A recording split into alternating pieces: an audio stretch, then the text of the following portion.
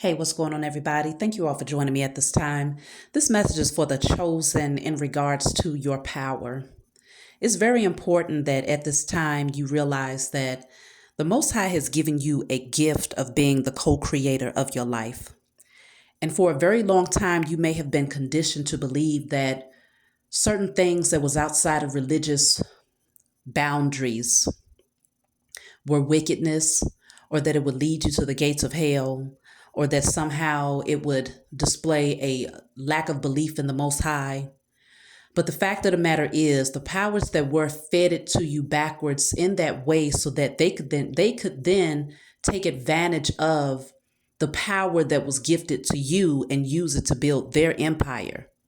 But they used it from a space of wickedness. They perverted all of these things that the Most High has given to you, specifically for you. And when I say the co-creator of your life, I'm talking about manifesting your reality.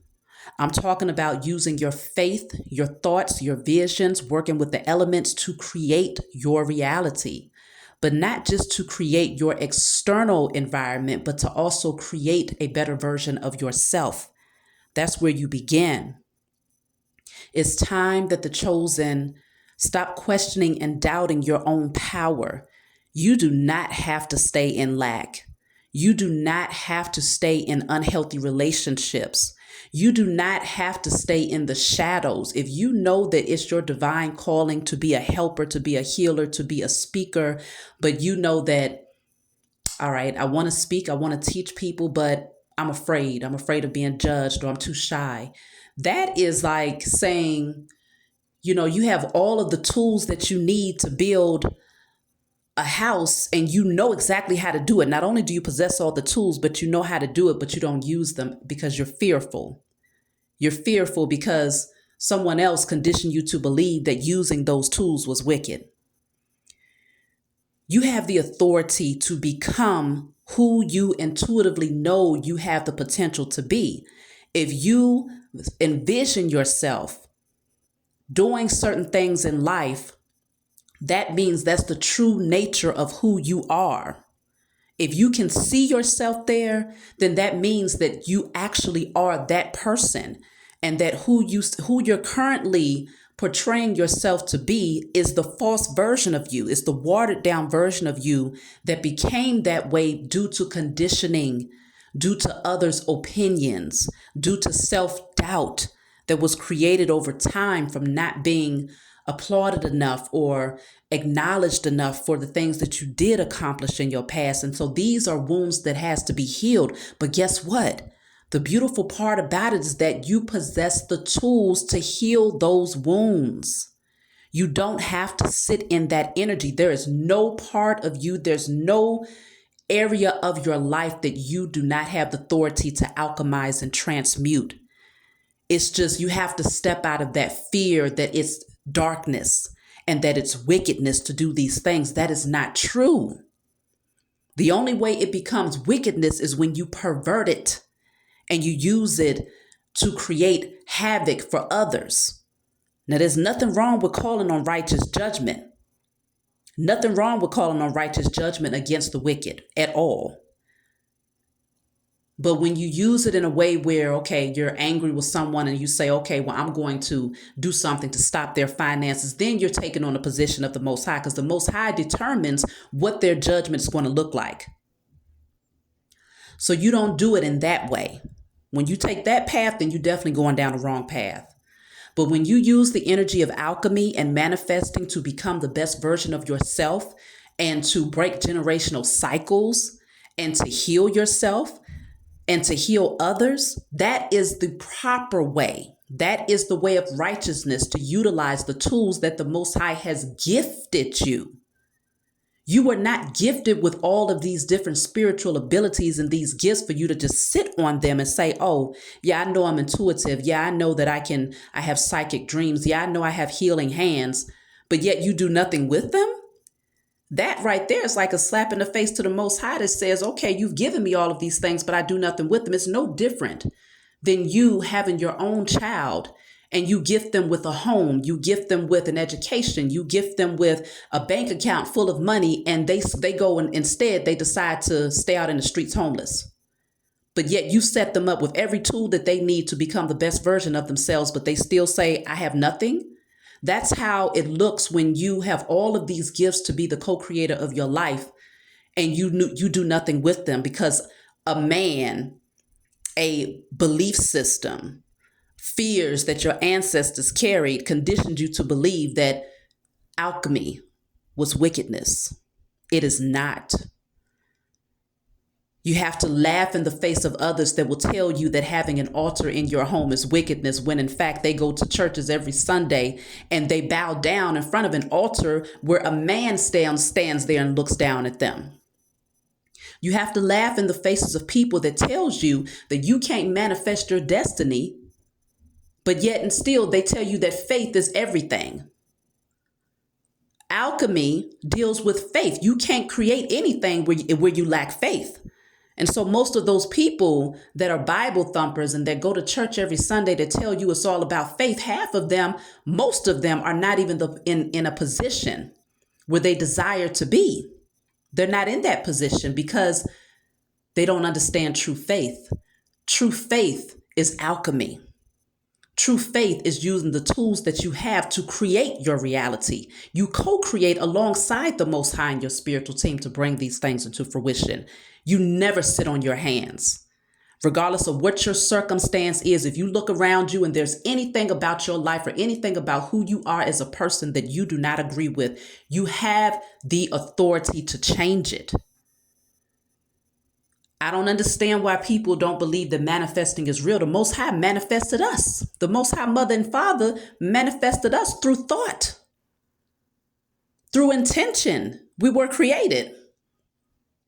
And so you yourself being the offspring of the Most High, the children of the Most High, how could you think that that gift and that ability will be denied to you, but it will be granted to people who operate in wickedness?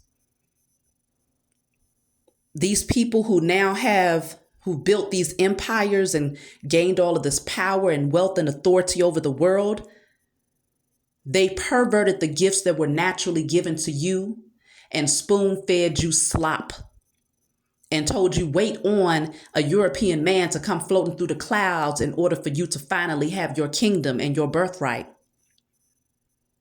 It was fed to you backwards.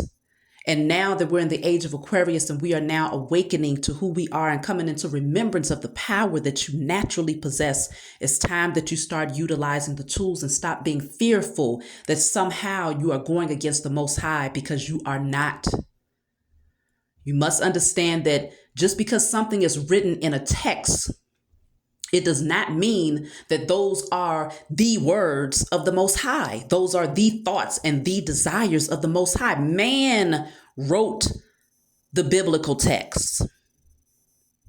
Man wrote it. And these were men who claimed they were inspired by the Most High. At least that's what the text says. But consider who distributed the text, who interpreted the text. These people removed much of what was in there and added a whole lot in order to fit their agenda, in order to keep most of the world in a docile, passive state. Because they understood that praying to a European Jesus would cut off your prayers because they wouldn't reach high enough. They wouldn't reach far enough. And giving you all of these different things and saying, well, this is evil, this is evil. Meanwhile, behind the scenes, they're using all of the things that they told you are evil in order to build their empire. But now in the age of Aquarius, the truth is coming out. You're starting to get the synchronicities. You're starting to see the supernatural wonders and things happen in your life. This is not by chance. This is to remind you that everything is energy, including you. And so this is why you're able to pick up on certain things and understand the spiritual nature of this existence, because the Most High is trying to remind you, yes, this is all spiritual. And so therefore, the work that you should be doing in order to create the foundation that you want in the 3D, it must start in the spiritual realm first. You must recognize that you are both spirit and flesh. You are a spirit having a human experience. So as a spirit having a human experience, you possess the authority to shift your environment and shift your existence in the spiritual realm, as above, so below. You possess the authority to alchemize and transmute who you have been conditioned to become into who you are organically meant to be, as within, so without. It's time to start using the power and the gifts and the authority that you have been granted. It is your birthright. At no point should you be waking up saying, I can't stop this situation, or it's too many roadblocks here, roadblocks there. When you hit all the roadblocks in the physical realm, it's because the Most High is trying to remind you it's time to start putting in work in the spiritual realm. That's where the energy gets cleared. That's where creativity happens, is in the spiritual realm first. That's where you lay a solid foundation so that when it manifests in the flesh, when you see it unfold in the 3D, it has a solid foundation that looks like longevity, that is immovable. You become that solid foundation. You become rooted again, and you become immovable. You can't be bamboozled and hoodwinked again, because you begin to see things from a perspective where it's like, no, a man has no authority over my existence. No man has authority over your existence. Even those who are performing from wickedness, doing spell work and dark magic against the chosen to keep you asleep, they have far less authority using spiritual alchemy over your existence. Far less authority. You have far more authority over your spiritual existence. So you got to stop giving other people so much power in your life. If someone else can go and do spell work to stop your finances, then you best believe you have the authority to do alchemy to increase your finances. And it will override anything that they have done to you, because it's your existence. You are the co-creator. These are your gifts that was given to you naturally to be used.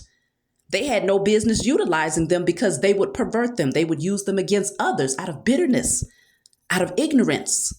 They have no divine connection.